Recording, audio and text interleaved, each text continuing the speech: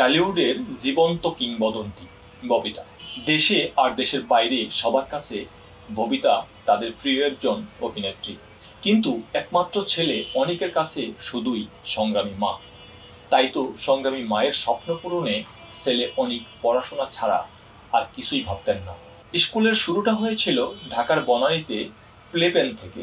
Class 6 থেকে পড়াশোনা চলে ইংরেজি মাধ্যমে স্কুল স্কলাস্টিকায়। এখান থেকে ও লেভেল আর এ লেভেল শেষ করে উচ্চ শিক্ষার জন্য ভর্তি হন কানাডার ওয়াটারলু ইউনিভার্সিটিতে। কৃতিত্বের সঙ্গে স্নাতক ও স্নাতকোত্তর শেষ করেন ইলেকট্রিক্যাল ইঞ্জিনিয়ারিং বিষয়ে। এখন চাকরি করছেন। ববিতা বলেন, 90 দশকের শুরুর দিকে আমি খুব ব্যস্ত একজন অভিনেত্রী, এক সন্তানের মা, তাও আবার সিঙ্গেল মাদার। অনেকের বাবা যখন মারা যান তখন ওর বয়স 3 বছর। শুটিংও ফেলে রাখা যাবে না, তবে এর মধ্যে ভালো ভালো ছবি করার প্রস্তাব ছাড়তে হয়েছে। ঢাকার বাইরে শুটিং এর ক্ষেত্রে অনেক কিছু ভাবতে হতো, আর ঢাকার যেসব ছবির শুটিং হতো সেগুলো করার ক্ষেত্রেও অনেক চিন্তা ভাবনা করেছি। ববিতা বলেন, অনিক যখন বনানীর স্কুলে যাওয়া শুরু করে তখন শুরুর দিকে আমি ওর ক্লাসরুমের বাইরে দাঁড়িয়ে থাকতাম। পরীক্ষার সময় এটা বেশি করতে হতো। প্লেবেন স্কুল থেকে অনিককে যখন স্কলাস্টিকায় ভর্তির সিদ্ধান্ত নেন মা ববিতা, ছেলে নাকি তা চায়নি। অনেক বুঝিয়ে তারপর স্কলাস্টিকায় ভর্তির পরীক্ষা দিতে রাজি করান।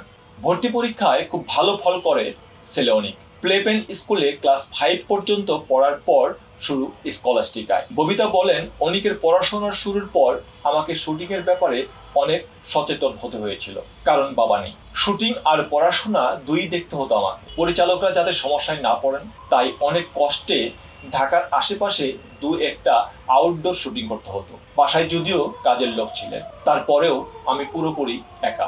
সংসার চালাতে আয় যেমন করতে হবে, সংসারও ঠিক রাখতে হবে। এমন হতো অনেক কোচিং করবে, আমি রাস্তায় গাড়ির মধ্যে ঘন্টার পর ঘন্টা বসে থাকতাম। আমার তখন চিন্তা, ছেলেকে মানুষ করতে হবে। কোচিং শেষে যখন নিচে নামতো তখন ওকে নিয়ে বাসায় ফিরতাম। অনিকের পড়াশোনার চাপ বাড়ার সঙ্গে সঙ্গে আমি শুটিং এর সময় সকাল 9টা থেকে বিকেল 5টা পর্যন্ত করে নিয়েছিলাম, অনেকটা অফিসের মতো। এর মধ্যে দুপুরে বাসায় যেতাম। একমাত্র সন্তানের জন্য ববিতা যে সংগ্রাম করেছেন, ছবির কাজে ব্যস্ততা কমিয়ে দিয়েছেন, তা নাকি সন্তানও বুঝতে পারত। এখন যখন নিজেদের মধ্যে আড্ডা হয় তখন নাকি এসব কথা প্রায়ই বলে অনেক। ববিতা বলেন, ও এখন বলে আমার মা আমার জন্য অনেক স্যাক্রিফাইস করেছেন।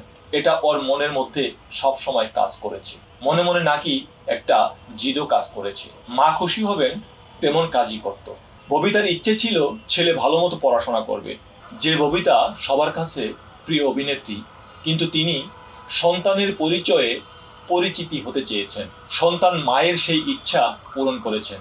ববিতা বলেন, পড়ালেখা পড়ালেখা আর শুধু পড়ালেখা, সেই ফল সে পেয়েছে। কানাডার ওয়াটারলু ইউনিভার্সিটি থেকে ইলেকট্রিক্যাল ইঞ্জিনিয়ারিং এ স্নাতক শেষে ছেলের সমাবর্তন অনুষ্ঠানে যোগ দিয়েছিলাম। তখন বিশ্ববিদ্যালয় কর্তৃপক্ষ ছেলের ভালো ফলের জন্য আমাকে খোঁজ করেন। অনেক সম্মান পেয়েছি। মনে হয়েছিল স্বপ্ন পূরণ হয়েছে, পরিশ্রম সার্থক। ববিতা দীর্ঘ অভিনয় জীবনে 275টি ছবিতে অভিনয় করেছেন। দেশের বিখ্যাত সব নির্মাতার পাশাপাশি কাজ করেছেন দেশের বাইরের বিখ্যাত নির্মাতার ছবিতেও। সত্যজিৎ রায়ের অশনি সংকেত ছবির জন্য ববিতা দেশ ও দেশের বাইরে প্রশংসা কুড়ান। সন্তানকে সঠিকভাবে গড়ে তুলতে ছবির কাজ কমিয়ে দিতেও বাধ্য হন এই অভিনেত্রী।